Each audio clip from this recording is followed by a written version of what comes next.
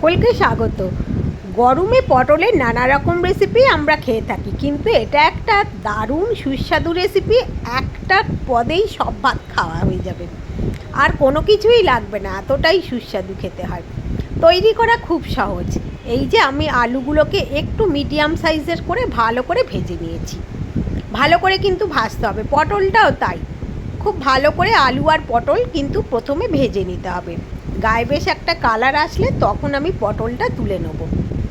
তো এখন পটল ভাজা হয়ে গিয়েছে। ওই তেলের মধ্যে গোটা গরম মশলার পেঁয়াজগুলোও কিন্তু আমি একটু বড় বড় করে কেটে দিয়েছি, আর দিলাম একটু রসুন থেঁতো করে।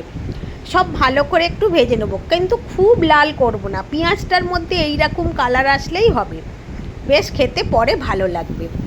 তো এরপরে এর মধ্যে আদা বাটা দেওয়ার পরে এটা একটু ভালো করে কষিয়ে নিতে হবে, আদার কাঁচা গন্ধ চলে যাওয়া পর্যন্ত।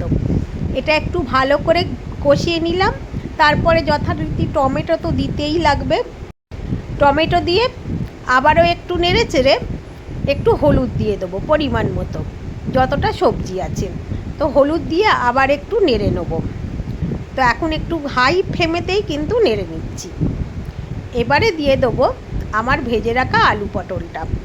সব একসাথে খুব ভালো করে একটু কষিয়ে নিচ্ছি। এখন দেবো লঙ্কার গুঁড়ো। এতে কিন্তু আমি মোটেই খুব বেশি একেবারে মশলা দেবো না। গরমে খুব বেশি গাদা গাদা মশলা দিলেই কিন্তু খাবার খেতে ভালো হয় না। অল্প মশলাতেও কিন্তু খুব ভালো টেস্টি খাবার করা যায়। এখন একটু অল্প জল দিলাম যাতে এটা পুড়ে না যায়। এবার একটু এইভাবেই কষিয়ে নিয়ে দিয়ে দেবো নুন। এবারে এটা সিদ্ধ করার জন্যে বেশি একটু জল দিতে হবে। এখন একটু নেড়ে চেড়ে নিলাম, নিয়ে একটু বেশি জল দিয়ে দেবো যাতে এটা ভালো করে সিদ্ধ হয়ে যায়। সব সময় তো আমরা চিংড়ি মাছ দিয়েই আলু পটল খেয়ে থাকি, কিন্তু এটা চিংড়ি মাছ ছাড়া আর একটা অন্য উপকরণ দেবো। এখানে স্বাদের ব্যালেন্সের জন্য আমি গুড় দিয়েছি, আপনারা চিনি দিতে পারেন, কেউ নাও কিছু দিতে পারেন। ঢাকা দিয়ে দিলাম। এবারে 4টে ডিমকে আমি আর একটা অন্য কড়াইয়ের মধ্যে নিয়ে নিলাম। এটা একটু ভেজে নেব।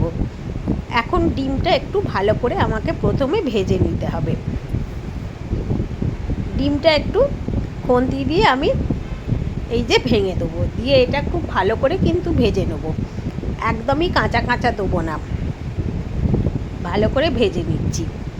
এই রান্নাটা কিন্তু খেতে খুব সুস্বাদু হয়, এত ভালো লাগে যে বলার নয়। এবারে দেখুন আমার এই যে তরকারিটা ফুটে গিয়েছে, আর আলু তো খুব ভালো করে ভাজাই আছে, তাই আলু সিদ্ধ হয়ে যাবে। তো এখন একটু নেড়ে দিলাম, দিয়ে এই যে ভাজা ডিমটা এতে দিয়ে দিলাম। ভাজা ডিমটা এবার এর সাথে ভালো করে মিশিয়ে দেবো। দারুণ সুস্বাদু খেতে হয়, আর এতে ঘি গরম মশলা সব কিছু দিয়ে এটা যা দারুণ খেতে হবে সে আর বলার নয়। আমি কিন্তু আজকে ঘি দেবো না, অনেকটা তেল দিয়েই করেছি। গরম মশলা অবশ্যই দিতে হবে, তো গরম মশলাটা না দিলে কিন্তু ভালো লাগবে না। খুব ভালো লাগবে খেতে, ভাত, রুটি, লুচি, পরোটা সব কিছুর সাথেই এটা ভালো লাগবে। তো এখন বন্ধুরা এটা তৈরি, একদম আলু সিদ্ধ হয়ে গিয়েছে, খাবার জন্য একদম রেডি। এটা দিয়েই এক থালা ভাত খাওয়া হয়ে যাবে।